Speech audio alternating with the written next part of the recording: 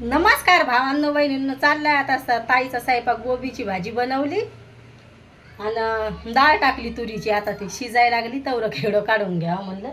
पीठ भिजवलंय, सगळं झालंय. आता तुमच्या ताईच्या पोळ्या राहिल्यात आणि वरण बनवायचंय आणि गोबीची भाजी बनवली. तर मग भैया शाळेतून आला तर मग म्हणन मम्मी तो हेडो काढून नाही काढून ठेवला. म्हणलं चला आता आपण हेडो काढून ठेवावं. आता गरमट वातावरण आहे, केस धुतलेत तर मग म्हणलं आता स्वयंपाक झाल्यावरच सुकवीन. आता नको म्हणलं, मग लय उशीर होतोय स्वयंपाकाला. जास्त टाईम नाही झाला आता, पण लवकर आवरून घ्या म्हणलं. पीठ भिजून ठेवलंय. आता वरणाला फोडणी द्यायची, मिरच्या तळायच्या आणि मग ताईचे मग तेवढं काम झालं तर मग झालं स्वयंपाक पाणी झाल्यावर असं केले. मग आता म्हणलं आपला भैया गेलाय शाळेत, तो काय नाश्ता करायला येत नाही घरी. नको म्हणतोय तो, नाही नाश्ता करायला येत, नको नकोच म्हणतोय भैया. मग स्वयंपाक करून ठेवलं म्हणजे एवढं टेन्शन वाटत नाही.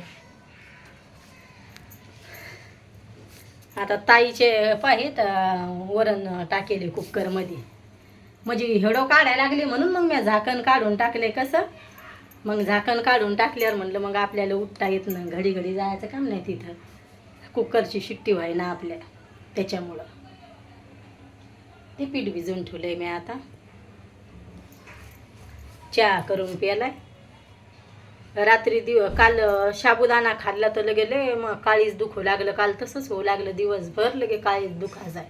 त्याच्यामुळं मग मी काहीच खात नसते. लगेच तेलकट वस्तू तर मला सैनच व्हायना. आता असंच व्हायला लागले काहून तरी, लगे लय हे होऊ लागलं तेलकट वस्तूनं मला.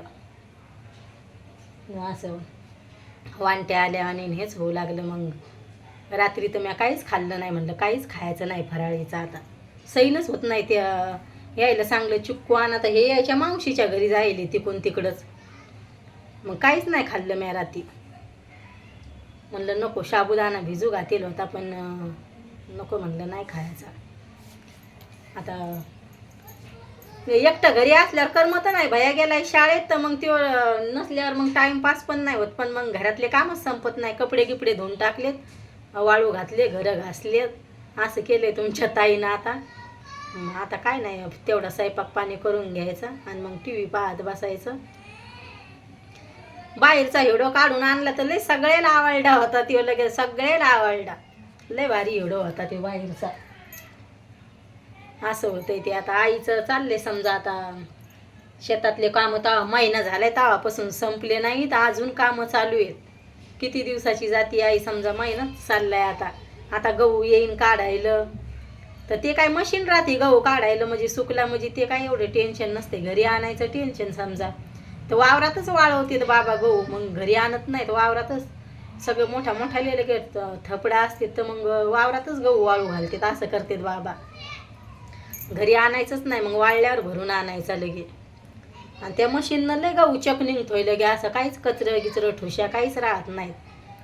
आणि घरचे गहू असले त्याला तर बरं राहते, पाहुणे रावणे हे चालूच राहतात. मग त्याच्यामुळं ते गहू घरी पेरतेतच. ते एकत्रीचं नाही पुरत गावाकडे. शिटीनं जरी समजा 1-2 गोण्या घेतलं चालते, पण गावाकडे उन्हाळ्यात आमरसमध्ये पण किती पाहुणे रावणे, असे पण पाहुणे रावणे त्याच्या घरी येतच राहतात. मग त्यांना इतकंच पुरत. बाबा म्हणतात घरचं ऐकत नाही.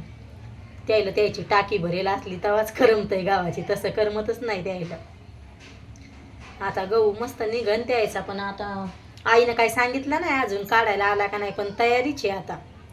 पहिल्यांदा तरी त्याच्या वावरात पळाटी राहायची तर उन्हाळाभर काम राहायचं त्याला. लगे लय कामं राहायचे उन्हाळाभर लगे लगे. दाजी मला म्हणू लागले काल, वैसू तू असे बोलून हिडो टाकू नको, तू रेसिपीचे हिडो टाका जाय तसेच टाका जाय.